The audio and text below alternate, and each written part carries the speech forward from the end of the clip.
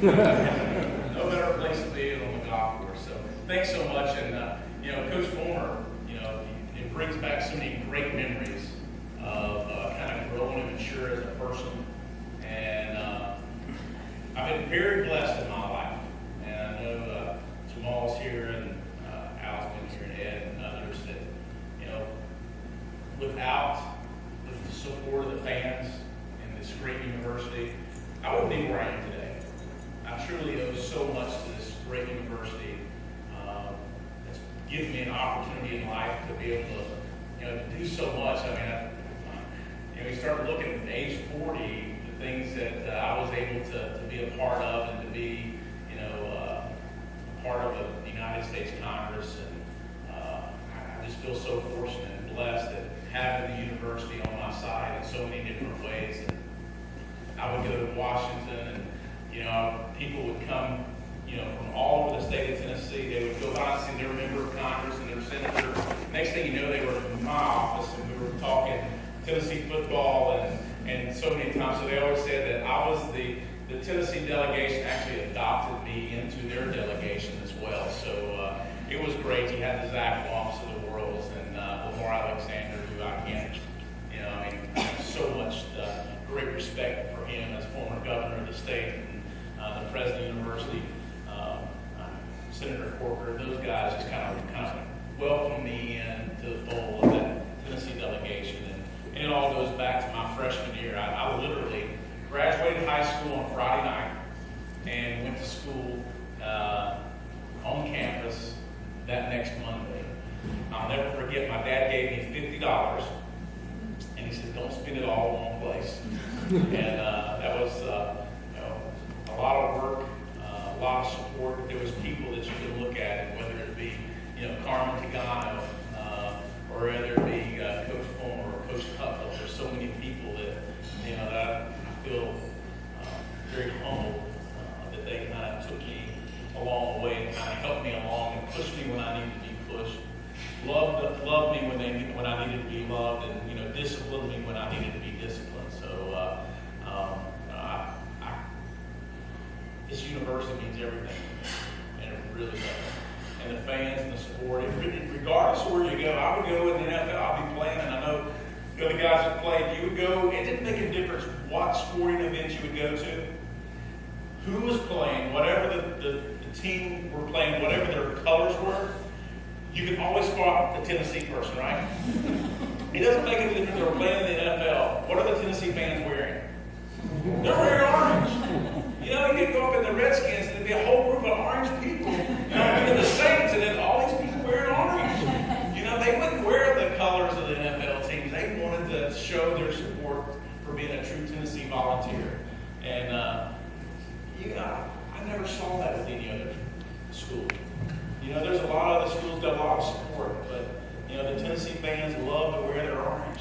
They want to be, proud. And I think what's happened over the last few years of Coach Butch Jones, what he has taken, really a team that was really on a downhill.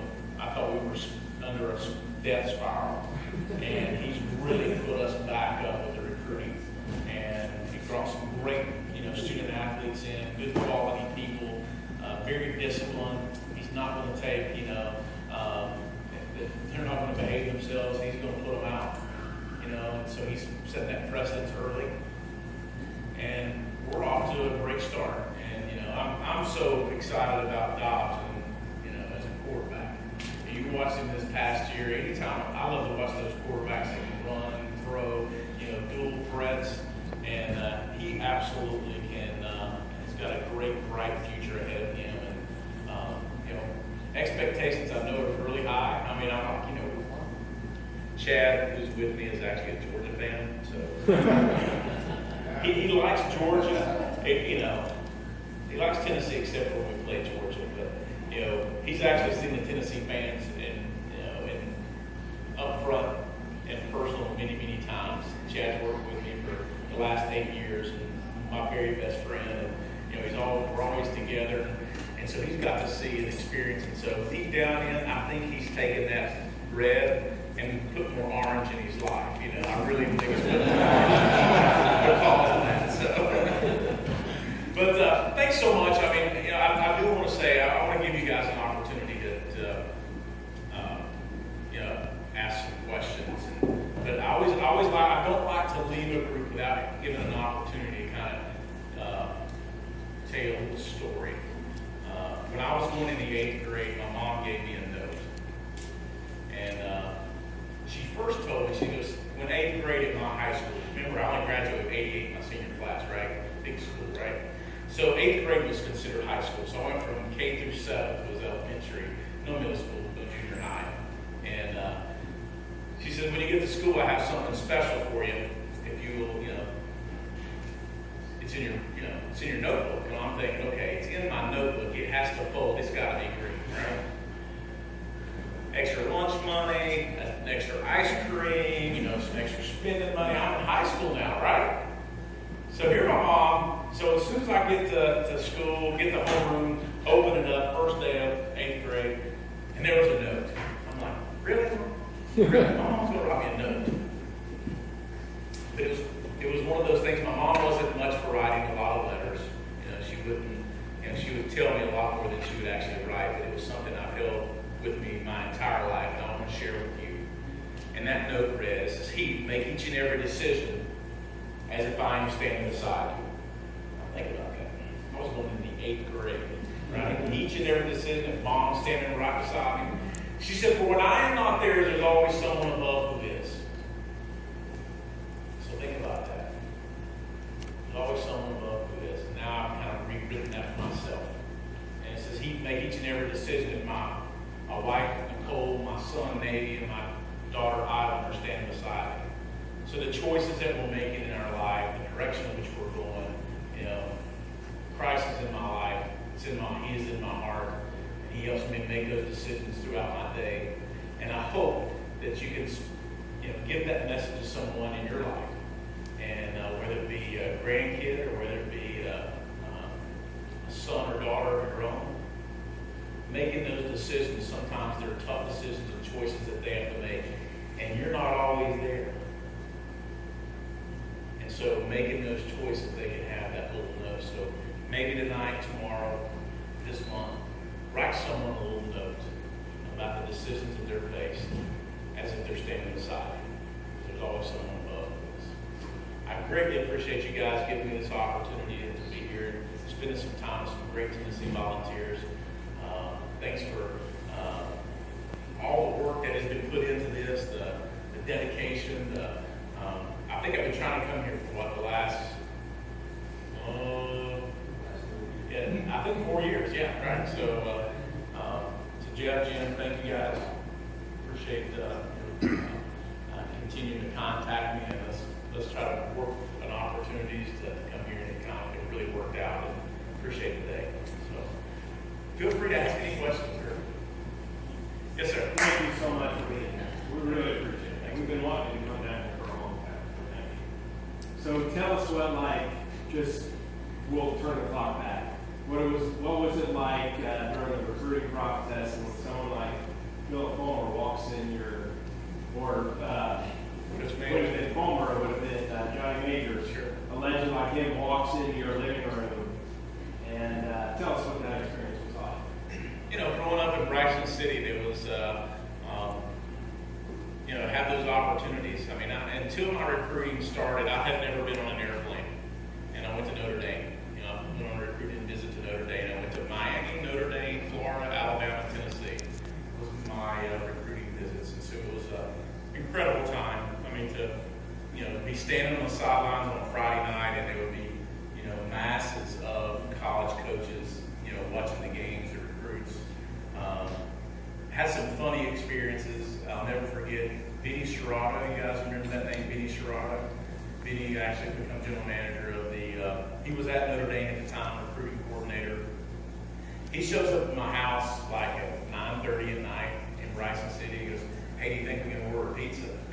My mom looked at it and she goes, "We only have one pizza place in town, and it closed an hour and a half ago." So, great times like that.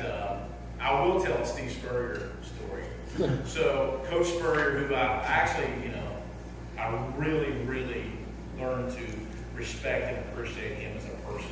I mean, I know he's, as Tennessee fans, that's sometimes tough for us to say, but I really got to know him during that recruiting process on a personal level, and kind of knowing him. He's very, just like all of us Tennessee fans, I mean, he's very competitive. He wants to win just like we do.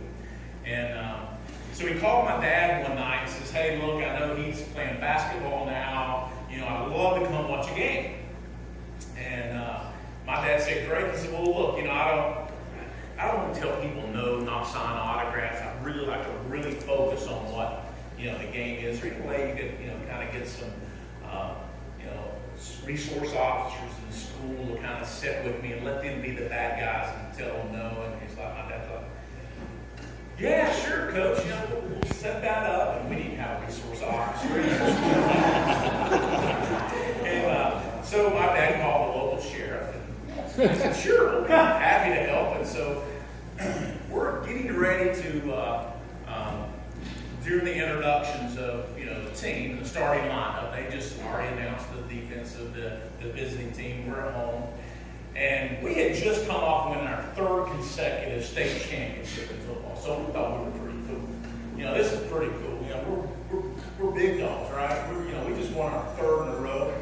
So I'll never forget, as I see Coach Spurrier walk into the gymnasium, there's two Sheriff's Department deputies standing beside. Well, one of my teammates happens to punch me in the side and he said, look. And I look over there and I said, yep. Coach Spurrier said to myself, and I just said, okay, I got to focus back on the game. And he goes, look, he said, expectations for us in basketball is just like they were in football, weren't they? I said, yeah, I guess so. Yeah, he said, I think we'll win the state championships in basketball too. He goes, yeah. He says, look, we're so good, the sheriff's even bringing the inmates to come watch us play. He truly thought he was an inmate coming to watch the game. The two sheriff's deputies, we'd never seen that in Rising City growing up. So I told Coach Spurrier afterward that next time probably just come solo because some of my teammates thought he was an inmate just happened to want to watch a good basketball game. So some great times, though. Really great times. Really remarkable. The whole recruiting thing has really changed these days, though. I mean, it's really escalated, to a really even heightened, especially with social media. I mean, it was personal phone calls back then. There was no emails or texts. It was personal phone calls and visits. And, I remember just like, you guys ever watched that movie a long time ago, Johnny Be Good? There's many times I was in Dodge and, trying to go out the back door of the school where I wouldn't have to tell a coach no, or I didn't have time to talk. So, great times, great memories. My parents were there with me every step of the way. It was an experience for them. My dad was a mailman. My mom, she ran the Swain County Youth Athletic Association, so she was a volunteer. Her whole entire life, like 18 years, she volunteered and ran that youth program even after my brother and I were gone. I love being fortunate that I had two parents that were really right there with me the whole step of the way, giving good advice. Yeah. Click. The quarterback coach was it? David Cutcliffe, Was it Cutcliffe? greatest quarterback coach Was ever. that small? He has been really good. Yeah. He's great. I mean, because Coach Cutcliffe was a defensive linebacker in college. And so, but he I think that was actually the reason why he was able to coach quarterbacks so well, because he could kind of give you a viewpoint from the defensive side. And I don't think a lot of people recognize how important it was him to be able to give us his knowledge from a defensive standpoint, not just always being offensively. I think there was one thing that he taught me more than anything else, and it wasn't necessarily even, it applied to football, but it also applied to life in general. And I think he kept always saying that. I mean, he had one word always, right? Intensity. Everything was about intensity to him. I mean, he wanted everybody to go fast. But he also said, have a plan. So the key was, if you were dropping back and things went wrong, have a plan. What are you going to do with football? What's the worst thing that can happen is is what? And he would always say, live to play another down. You know, and so you always had a plan. And so I kind of started looking at that in life. And I'll never forget when I had my injury with this New Orleans Saints, I called him back after having my surgery, and I said, hey, Coach, I just want you to know I have a plan. You know, when I knew my football career was over because of my injury, I said, Coach, I have a plan. And I think that was probably the thing in my life that kind of always he instilled in me was, you know, whether it be in a situation in the game or it be a situation in life, that have a plan. Tell us a little bit about this network.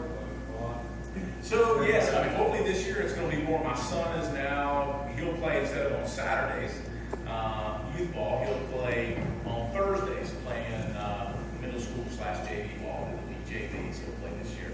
And so I'll get to watch a lot more games. I went to 3 last year, and so hopefully we'll make those all 1 games this year. I hope we can win 10. Wouldn't it be great? I hope so. I think the expectations are there. I mean, we got some, you know, we still got some voids that we've had to fill. And I think you know, it all come down to that senior leadership too. How those guys will lead, build character, and you know, take advantage of the opportunities that they have, but also if we have misfortunes, how will we overcome those obstacles? That'll separate an 8-win or 7-win season to a 10-win season. Talk a little bit about the Dish Network commercials. I'm sorry? Dish Network The commercials. Dish Network commercial. Oh, that was, you know, once again, I owe that to Chad. Chad actually the one that kind of helped put all that together. It was awesome. We actually had a great time. The filming was, we filmed it in LA. It was actually, you know, each of us only had like 1 or 2 word lines in the commercial, but it actually lasted like all day long. Filmed 1 commercial, lasted all day. I know why a lot of the movie stars become prima donnas, if you will. I mean, there's someone there at your every need along the way. When I told the nutritionist they had me a menu, and I said, you know what, I'm fine with whatever you want to bring, I'm fine with it. I'll be, you know, no problem. They brought one of everything on the menu to the bus. And so, you know, they picked us up in a limo every day, and I'm like, why can't the 3 of us just, you know, kind of being that blue dog in me, that budget hawk, why don't we just all ride the same limo together? It doesn't work that way in Hollywood. They kept telling me. So it was kind of unusual. I mean, if you wanted it, I even made the comments one time, oh, I love mangoes. Next thing I know, I had 3 mangoes sliced put in my, you know. And it's like we were, you know, we'd have small opportunities. And they had even a person that would be a stand-in for me. I mean, really, a stand-in for a commercial. You know. I was sweating. I was perspiring too much. So they would take me out, put me in a cool, you know, Prevost bus, you know, that was running all the time, and put this other poor guy out there, and like, this is not me. This is not me at all. How do you grow up this way? But it was fun. We really enjoyed it. Boz was an incredible guy, and so he had a little bit of the acting experience. So he coached the rest of us along the way. Matt Minor and I along the way. So we did a really good job. Yeah. It was fun, and he is such a down-to-earth guy too. Yeah. I don't know if you guys saw the 30 on 30, 30 for 30. You guys seen that on the boss? Really good guy. Kind of want you to see what you get with him. Yes. I hate to not make a question, but being a father, what advice do you have for maybe another father whose son is headed towards the NFL? She has 4 girls.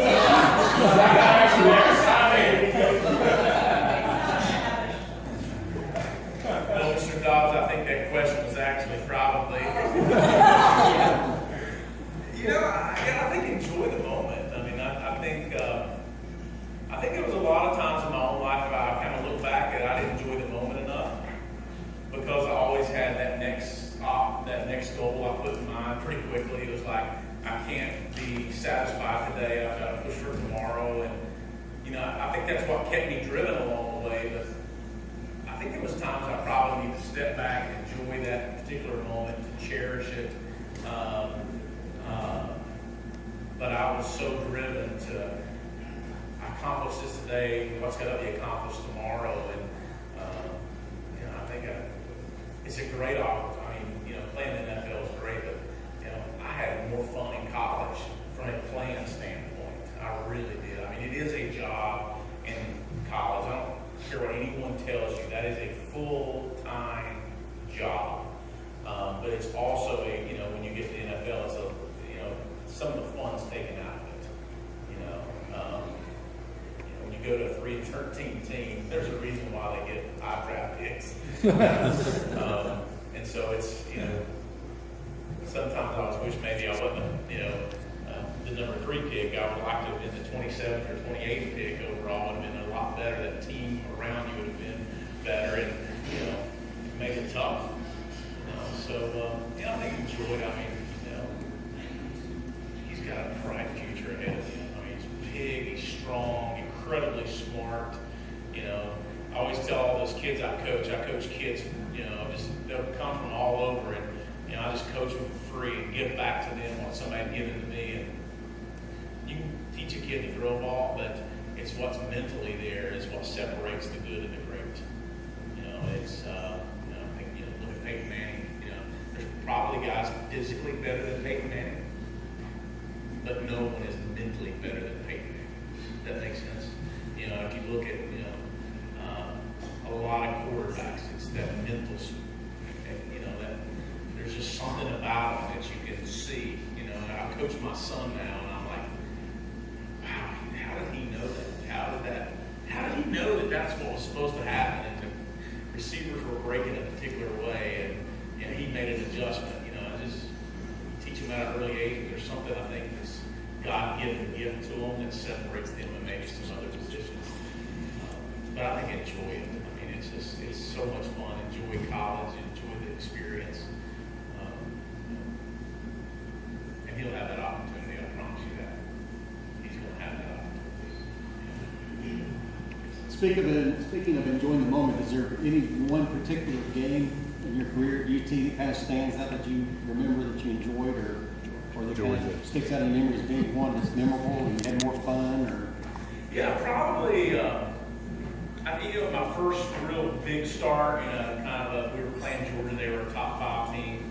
We went down to Georgia, played between the hedges. We were down late in the 4th quarter. We made an 80-yard drive for a touchdown. That was fun. Yeah. We had a 4th and, I guess it was 4th and 14, and Ronald Davis caught a deep in route, picked up the first down, and ran an option play in the end zone. So that's why I like the ops so well, because he can run. That was the game that I patted Coach on the backside and told him we got it. I was just too young to think that, I thought we really didn't have it. I don't know why anybody else thought we didn't have it. I literally did. We go to the huddle, and it's kind of unusual because we had thrown that route. It was 62 Meyer, and Craig Faulkner had to take the safety out, run the safety off, and then had a deep in route. And we had not hit it in practice for a first down yet. But something Coach Cutcliffe had seen from up in the booth, and Coach Foreman was on the sidelines. We called timeouts, 4th, this is it, still or die, minute 12 left in the game. We're on like the 40-yard line, our 40-yard line, and they go 62 Meyer, and I thought, yeah, that'll work, run everybody off, have to hit the in route. So I just reached over to Coach and smacked him on the backside. I said, hey, Coach, we got this. We got it. And of course, he tells the story all the time about, he tells David, he said, David, did you see what you just did to me on national TV? But we did. We went in the huddle. I said, hey, guys, Coach has got the best play ever. I had to preface the whole conversation with, this was the right call, regardless if it really was or not. Mentally, they had to be 100% in. Our entire team had to be, all other 10 had to be 100% dedicated to that play. Even though in practice we hadn't been successful, we all knew it, right? I was like, hey, Cutler sees this. I said, Craig, you got to run the guy off exactly what, you got to run the safety off of Ronald, get across the middle, make this catch. And when the line was engaged, offensive line was ready. We completed the pass for first down. A couple more passes and some options later, we scored. Yeah. I didn't think it was a big deal. I thought, he gave us the play. I thought we were supposed to make a first down, right? I'm glad you were confident I was in the fetal position on the floor. Always glad. Besides Nayland, what was your favorite stadium to play in?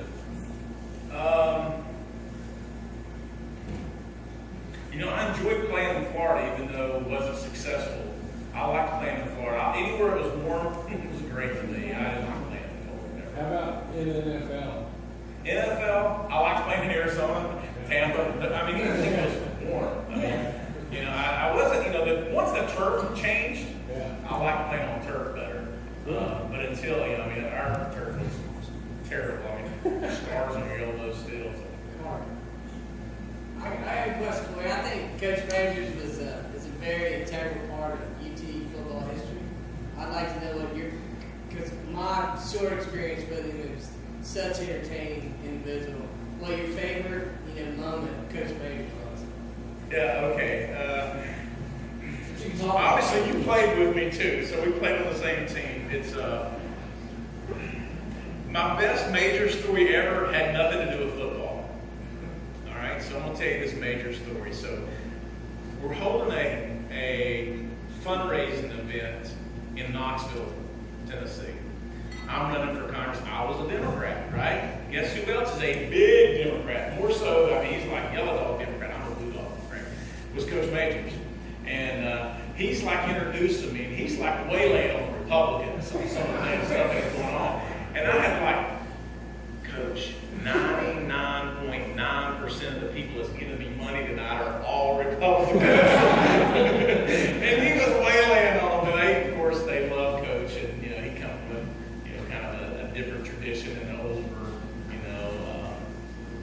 those politicians. I guess was different back then.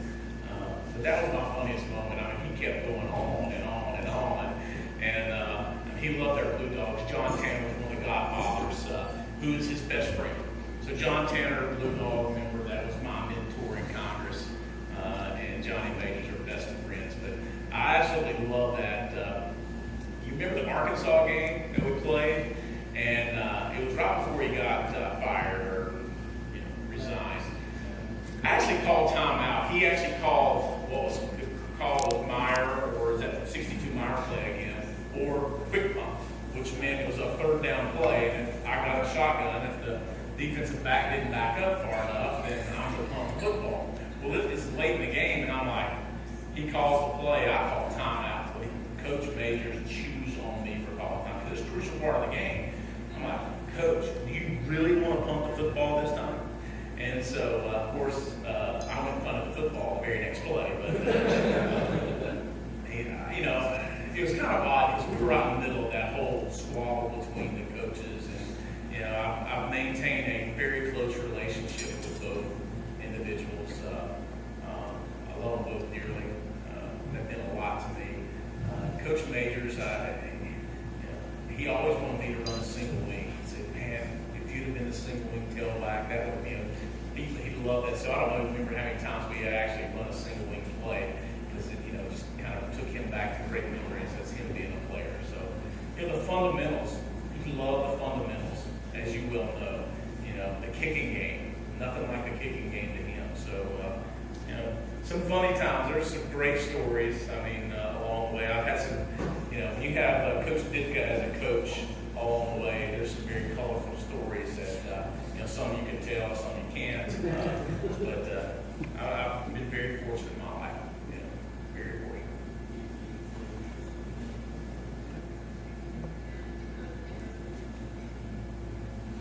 What advice would you give your son on and off the field? Wow. He probably tells you I talk way too much about on and off the field advice. Mom does a much better job about it than I do. On the field, I'm always like, I find myself coaching like some of my former coaches coached me, particularly my high school coach. I think my high school coach, who ultimately ended up working for me when I was in office, you were pretty tough on him, but fair. And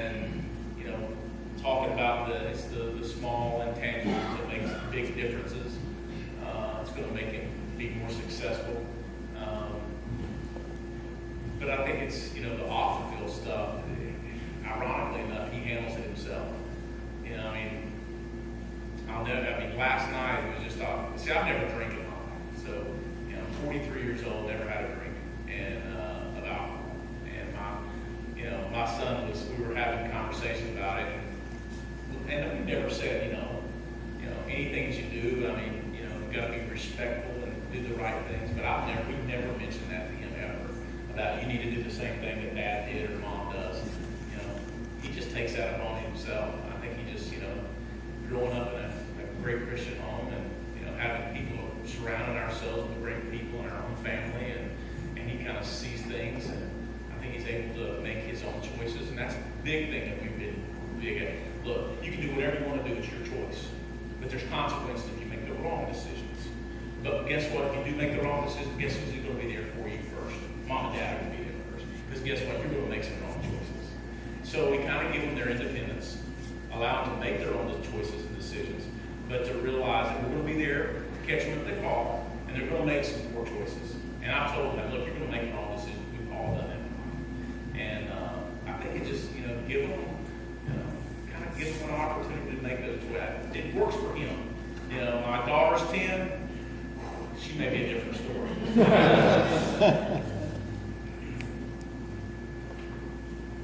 She may be the most athletic 10-year-old I've ever seen in my life, though. Phenomenal athlete. I begged her to run track. She ran a 127 400 in the 4th grade. Absolutely fly in track. And besides, she's just going to dance. She's going to be a dancer. Well, thank you guys so much. I greatly appreciate all the help and support that you gave to the scholarship fund. That's going to go great, making a difference in a young person's life. Maybe they too will have the same experience that so many of us had on campus, and it's a life-changing experience. If you look, my wife went to Tennessee. We have a family. If you look at the things that happen in our lives, it's so much involved around the campus and the university. And so what you're doing is giving back to young youth in North Georgia here and giving them an opportunity to go come to Tennessee Fall. That's what it's all about. That's what it's truly about, making differences in people's lives, today, tomorrow, and in the future. God bless you guys.